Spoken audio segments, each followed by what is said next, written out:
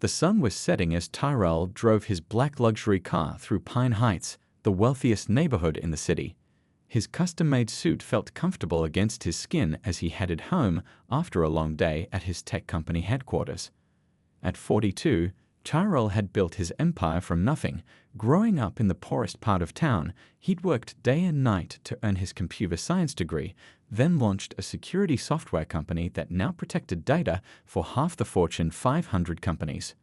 The flash of blue and red lights in his rearview mirror caught him by surprise. Tyrell checked his speed. He was under the limit. He hadn't run any lights or stop signs.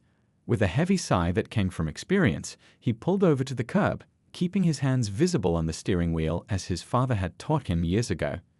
Two police officers approached, one on each side of the car. The taller one, with a buzz cut and thin lips, tapped on the window. "License and registration," he demanded without a greeting when Tyrell lowered the window. "Good evening, officer. May I ask why I'm being pulled over?" Tyrell asked politely, maintaining eye contact while keeping his hands where they could be seen. "Your vehicle matches the description of one involved in a robbery about 20 minutes ago," the officer said, his hand resting near his holster. "Step out of the car, please." "Officer, there must be some mistake. I've been in meetings all day." "I'm just heading home now," Tyrell explained calmly. "I'm the CEO of SecureTech Solutions. Here's my business card." "I said step out of the car," the officer interrupted, his voice hardening. "Now." Knowing better than to argue, Tyrell slowly opened the door and stepped out. The cool evening air hit his face as the second officer, shorter with a thick mustache, immediately grabbed his wrist. "Turn around, hands behind your back," the mustached officer ordered. "Is this really necessary? I haven't done anything wrong." Tyrell protested, but complied.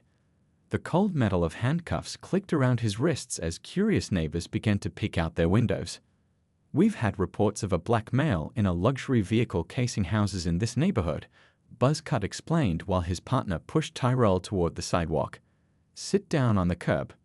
Tyrell's expensive wool pants met the concrete as he was forced to sit like a common criminal. A small crowd began to gather at a safe distance, some pointing, others taking out their phones to record the scene. The humiliation burned in his chest, but he kept his face neutral, his voice steady. "My wallet is in my inner jacket pocket," Tyrell said. "My ID and business cards are there. I live 3 blocks from here, at 478 Oakwood Drive. You can verify everything." The officers ignored him as they began searching his car without permission. One pulled out his laptop bag, rifling through papers, while the other opened the glove compartment.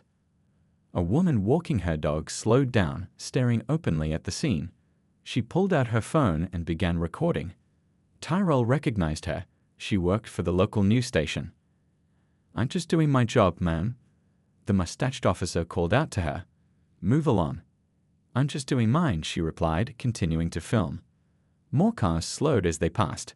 Some people rolled down their windows to get a better look at the well-dressed black man sitting handcuffed on the curb beside a $200,000 car. The evening that had started with thoughts of a quiet dinner at home had turned into a public spectacle. "Officer, please check my ID." Tyrell tried again, maintaining his composure despite the growing audience. "This is a mistake that could be cleared up quickly." Buzzcut pulled out Tyrell's wallet, glancing at the driver's license inside. His expression didn't change as he read the address that proved Tyrell lived in this very neighborhood. He shrugged and continued the search. In the distance, another police car approached with its lights flashing. Tyrell took a deep breath, wondering how much worse this situation might get before someone finally realized they'd made a terrible mistake. What he didn't know was that karma was about to arrive in that approaching police car, and everything was about to change in ways no one could predict. The crowd of onlookers grew larger as Tyrell sat handcuffed on the curb. His tailored suit, which had earned him respect in boardrooms across the country, now seemed to make him even more of a spectacle. Kids from nearby houses pointed while their parents whispered behind cupped hands. Tyrell kept his gaze straight ahead, refusing to give them the satisfaction of seeing his discomfort. "Check the trunk," Buzzcut ordered his partner, who popped it open and began rummaging through Tyrell's gym bag and the box of office supplies he brought home. The news reporter with the dog stepped closer, her phone still recording. "Sir, are you all right? Do you need me to call anyone?" she asked Tyrell. Before he could answer, the mustached officer stepped between them. "Ma'am, please step back. This is an ongoing investigation." "I'm Gina Long with Channel 8 News," she replied, holding her ground. "May I ask what this gentleman is being detained for?" "Suspected burglary," the officer replied curtly. "Now please step back." Tyrell's heart sank. Even if this misunderstanding was cleared up in the next few minutes, how many people would see this footage? How would it affect his company's reputation if the CEO was linked to a burglary, even mistakenly?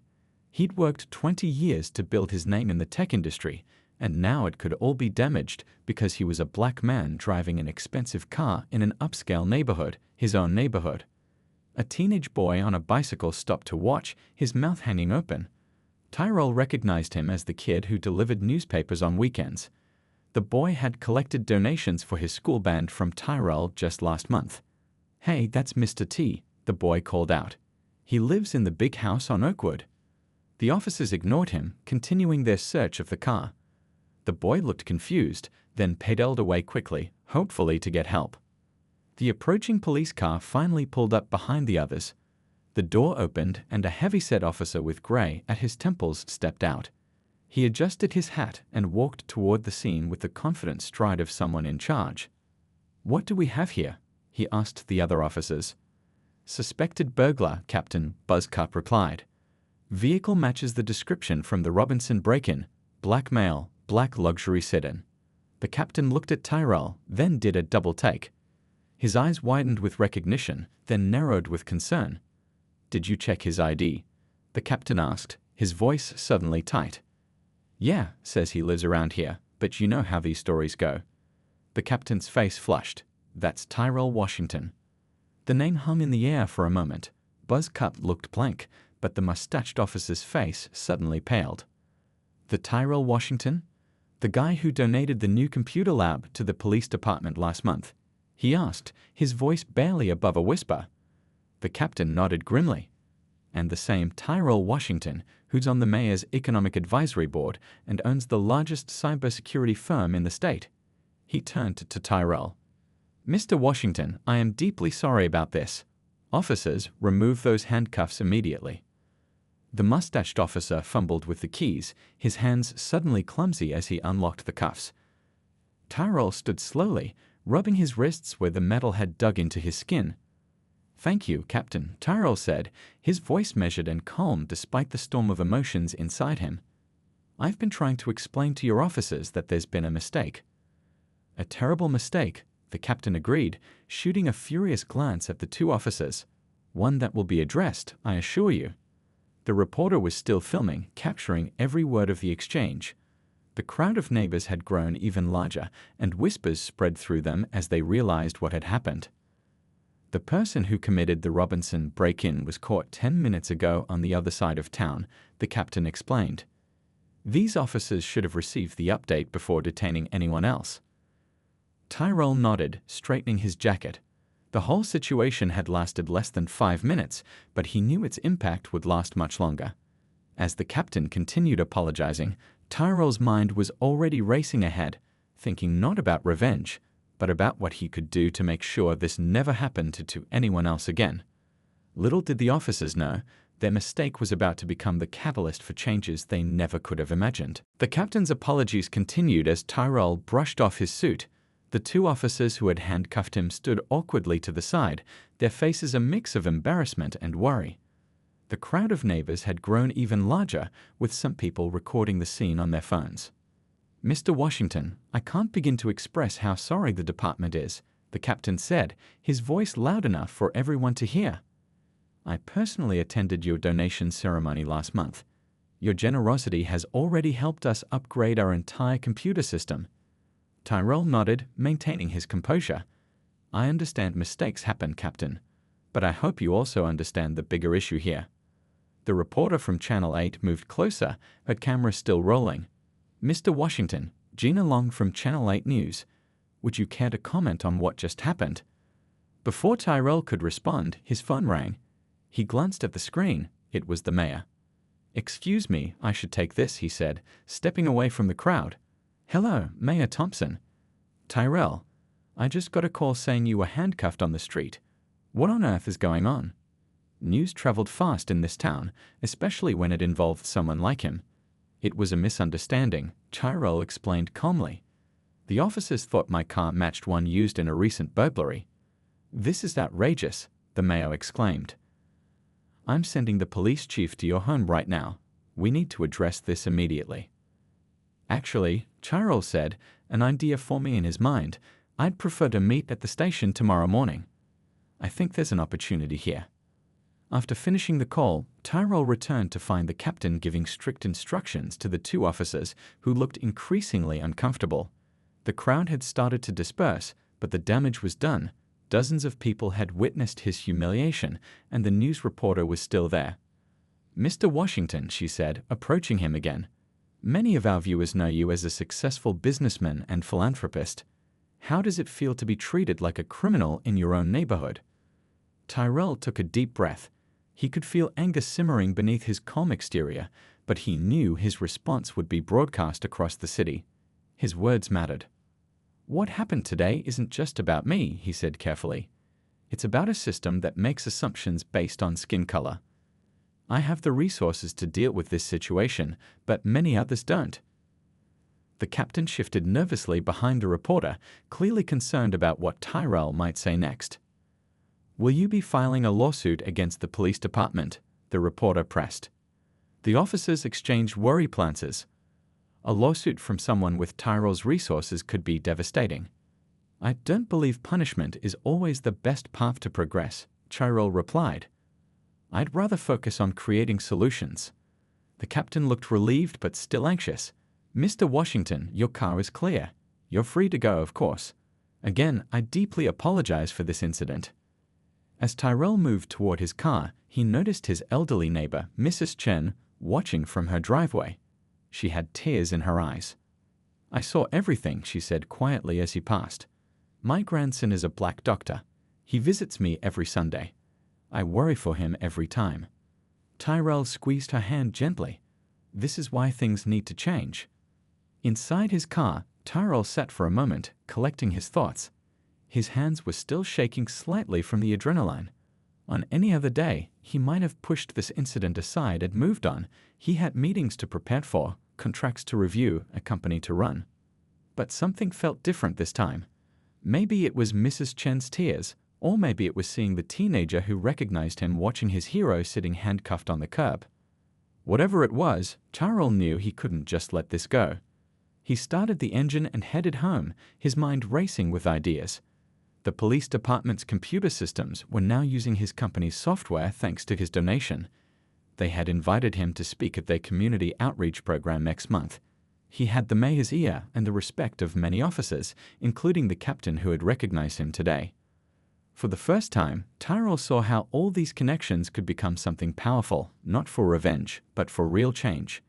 As he pulled into his driveway, he already knew what his next steps would be. Sometimes karma wasn't about getting even, it was about getting better. By 7 p.m. that evening, Tyrell's phone wouldn't stop ringing. The news about his wrongful detention had spread like wildfire. His assistant called first, then his brother, then his company's PR director. The video recorded by the reporter was already online, gaining thousands of views by the minute. "Sir, we need to release a statement," his PR director insisted. "This could affect company stock if we don't address it properly." Tyrell sat in his home office, still wearing the suit he'd been handcuffed in hours earlier. "Draft something, but don't release it yet. I'm meeting with the police chief tomorrow morning." After ending the call, Tyrell walked to his kitchen and poured himself a glass of water. His hands were steady now, but the memory of cold metal around his wrists still felt fresh.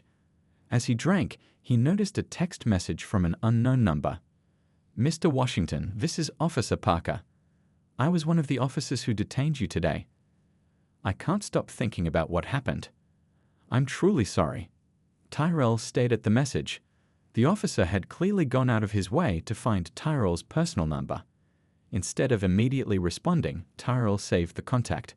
This might be useful later. His doorbell rang around 8 p.m. Through the security camera, Tyrell saw a middle-aged man in casual clothes standing on his porch, looking nervous. "Mr. Washington," the man said when Tyrell opened the door. "I'm Chief Wilson of the police department.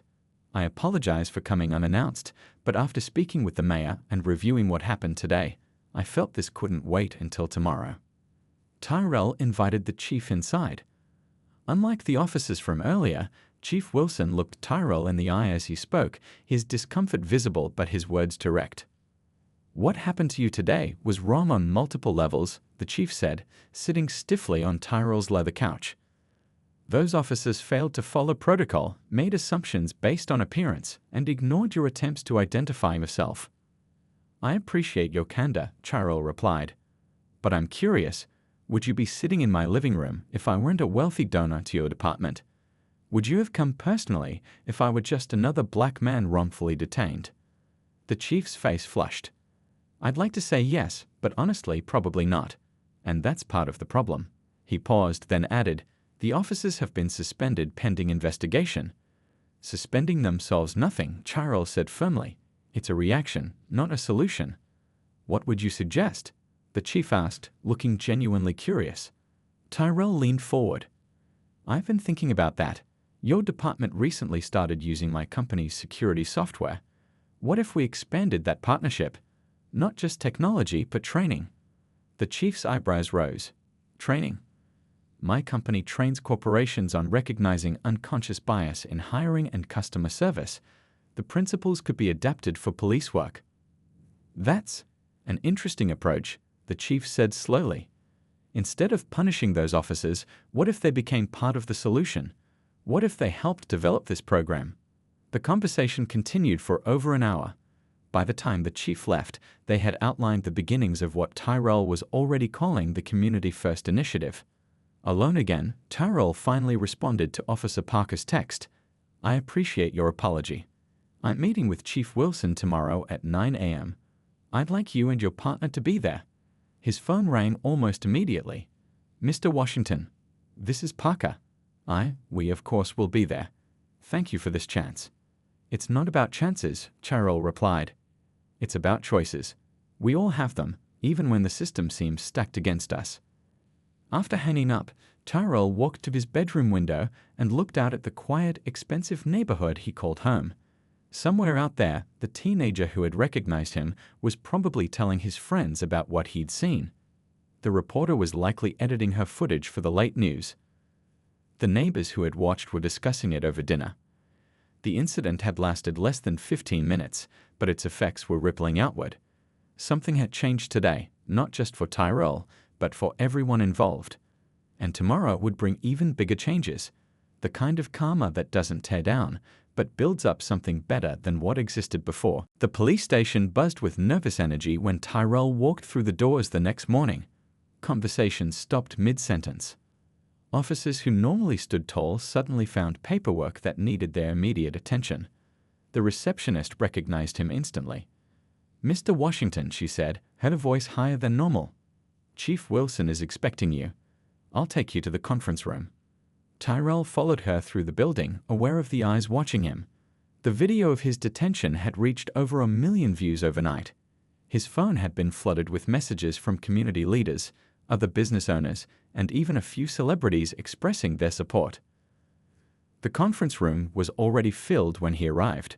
Chief Wilson sat at the head of the table. Officer Parker and his partner from yesterday sat stiffly in their chairs, unable to meet Tyrell's eyes. The captain who had recognized Tyrell was there too, along with a woman Tyrell didn't recognize. "Mr. Washington, thank you for coming," the chief said, standing to shake his hand. "This is District Attorney Powell." After reviewing the incident, she wanted to be part of this conversation. The district attorney extended her hand. "Mr. Washington, what happened to you is unacceptable. We're prepared to take whatever action you feel is appropriate." Tyrell took his seat, placing a folder on the table. "I appreciate that, but I'm not here to demand punishment. I'm here to propose a partnership." He opened the folder and handed each person a document outlining his Community First initiative. The room fell silent as they read. "You want to use your company's resources to develop a training program for our officers." the chief asked, looking up from the papers. Not just training, Tyrell explained.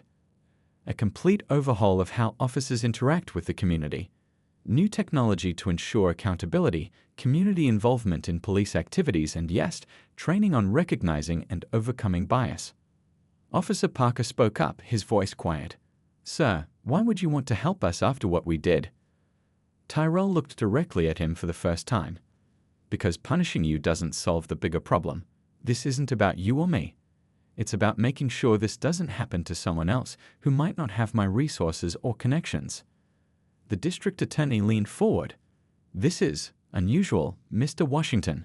Most people in your position would be filing lawsuits. I'm not most people, Tyrell replied. And lawsuits create enemies, not solutions. For the next hour, they discussed the details of Tyrell's proposal. His company would provide technology and expertise. The police department would provide access and implementation. The officers who had detained him would become the first participants in the program, helping to refine it based on their experiences. There's one more thing, Tyrell said as the meeting wound down. I want this to be public. Complete transparency. The community needs to see the process, not just the end result. The chief looked hesitant. That could open us up to criticism. Growth is always uncomfortable, Tyrell replied. But hiding from mistakes doesn't make them go away. As they were wrapping up, a knock came at the door. The receptionist poked her head in. I'm sorry to interrupt, but there's a situation outside, she said nervously.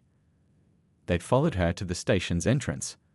A crowd had gathered on the steps, community members, reporters, and what looked like protesters with signs demanding justice. They're here because of the video, the captain explained.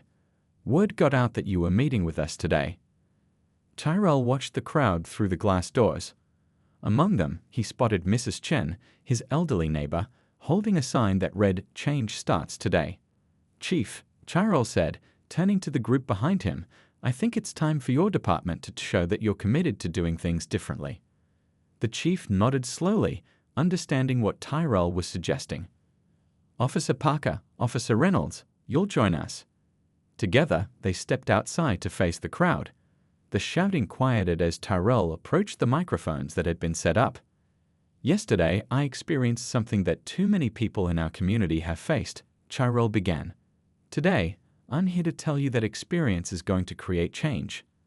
As he spoke, explaining the initiative, he noticed the expressions in the crowd shifting from anger to curiosity to cautious hope. This was just the beginning, but sometimes the beginning was the hardest part. 3 weeks after the incident, Tyrell stood at the front of the police department's largest training room. 40 officers sat before him, including Parker and Reynolds, the two who had handcuffed him that day. The room was also filled with community members, shop owners, teachers, high school students, and everyday citizens who had volunteered to be part of this new program. Today marks the official start of the Community First initiative, Tyrell announced. But this isn't just my program or the police department's program. This belongs to all of us.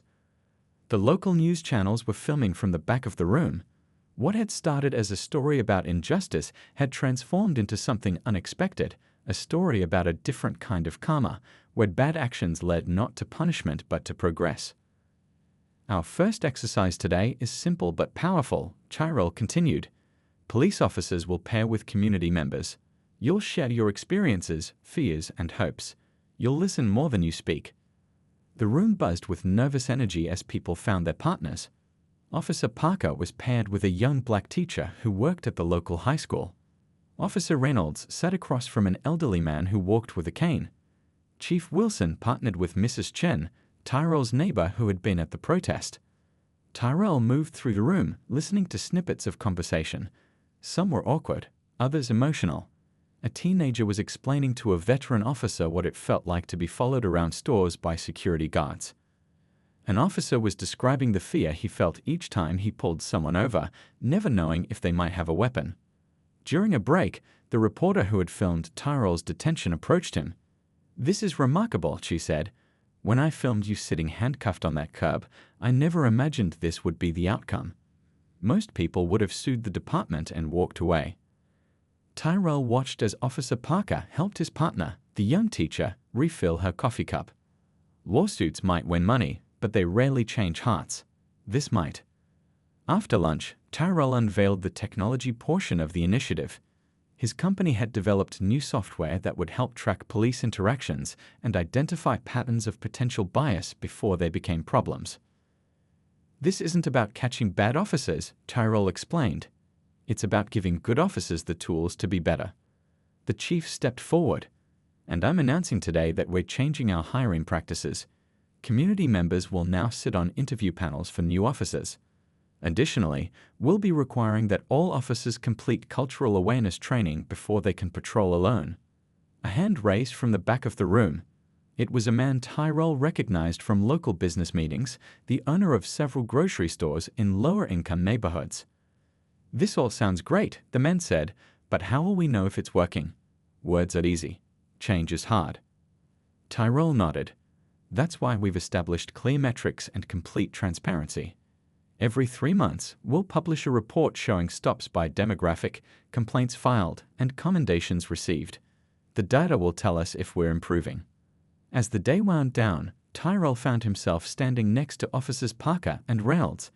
The awkwardness between them had lessened, but not disappeared entirely. "My brother was pulled over last week," Tyrell told them casually. The officer who stopped him explained exactly why he was being pulled over before asking for license and registration. "My brother said it completely changed how he felt about the interaction." Officer Parker looked surprised. "Was that because of the new protocols we've started using?" Tyrell nodded.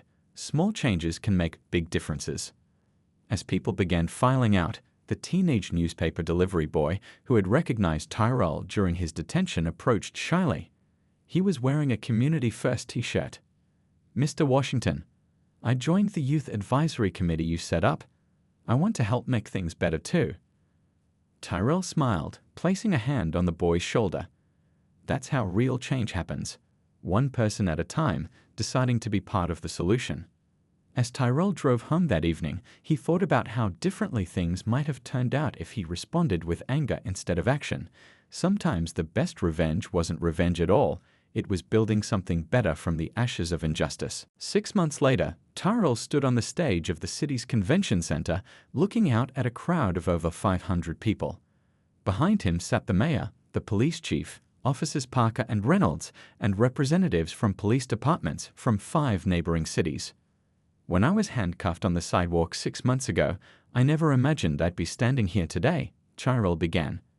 "I never imagined that moment of humiliation would lead to what we're celebrating." The crowd included officers in uniform, community activists, business leaders, and everyday citizens. On a large screen behind him, statistics and images rotated. A 40% reduction in complaints against officers, a 35% increase in community members volunteering for police programs, and photos of officers playing basketball with neighborhood kids. The Community First initiative started as a response to one incident, Tyrell continued. But it grew into something much bigger because people on both sides were willing to listen and change. He gestured to Officers Parker and Reynolds. These 2 officers could have become symbols of everything wrong with policing. Instead, they chose to become examples of how to make things right. The officers stood to unexpected applause. Over the past months, they had become the face of the program, speaking honestly about their mistakes and what they'd learned. Officer Parker had been promoted to lead the department's new community engagement unit. Officer Reynolds now helped train new recruits on bias awareness. 6 months ago, I could have filed a lawsuit, Tyrell said. I could have demanded these officers be fired. And maybe that would have felt good for a moment. But where would we be now? He clicked to the next slide, showing a group of teenagers, including the newspaper delivery boy, sitting around a table with senior police officers, clearly in deep discussion. We'd still have officers who didn't understand their own biases. We'd still have community members who feared the police. We'd still have the same problems, just with different people. The mayor stepped forward to join Tyrell at the podium. What Mr. Washington and our police department have built together is becoming a model for cities across the country. Next month, representatives from 20 police departments will come here to learn how to implement similar programs. A woman raised her hand during the queue and a session that followed. This all sounds wonderful, But does it really work when cameras aren't rolling? Are things actually different on the streets? Tyrell looked to the back of the room where Mrs. Chen, his elderly neighbor, was sitting beside her grandson. "My grandson visited last weekend wearing his doctor's coat," Mrs. Chen said, standing slowly. "A police car pulled up beside him as he walked to my house. I watched, afraid of what might happen. But the officer just rolled down his window, said hello, and asked if my grandson was the new doctor at City Hospital. They talked for 5 minutes. No suspicion, no fear, just neighbors meeting." As the event ended, people lingered, sharing stories and exchanging contact information. The reporter who had filmed Tyrell's detention approached him with a cameraman. "6 months ago, I filmed you at your lowest moment," she said. "Today, I'm filming what might be one of your proudest. Did you ever imagine this outcome?" Tyrell smiled, watching as Officer Parker showed a group of visiting officers the new community feedback app on his phone. "I believe true karma isn't about punishment," Tyrell replied. "It's about balance and restoration. Those officers took something from me that day, my dignity, my sense of security. But look what we built together to restore balance." As Tyrell left the convention center that evening, he spotted a familiar car parked across the street, his exact model and color. Beside it stood a young black man in a business suit, being approached by 2 police officers. Tyrell watched, his heart beating faster. The officers stopped at a respectful distance. "Good evening, sir," one said clearly. "We had a report of a stolen vehicle in the area. Would you mind telling us if this is your car?" "Of course, officer," the man replied, reaching slowly for his wallet. "Here's my license and registration." The officer checked the documents and handed them back with a smile. "Thank you for your cooperation, sir. Have a good night." As the officers walked away, the man noticed Tyrell watching. Their eyes met in a moment of shared understanding of how things had been and how they could be. Some kinds of karma take time, but they're worth the wait.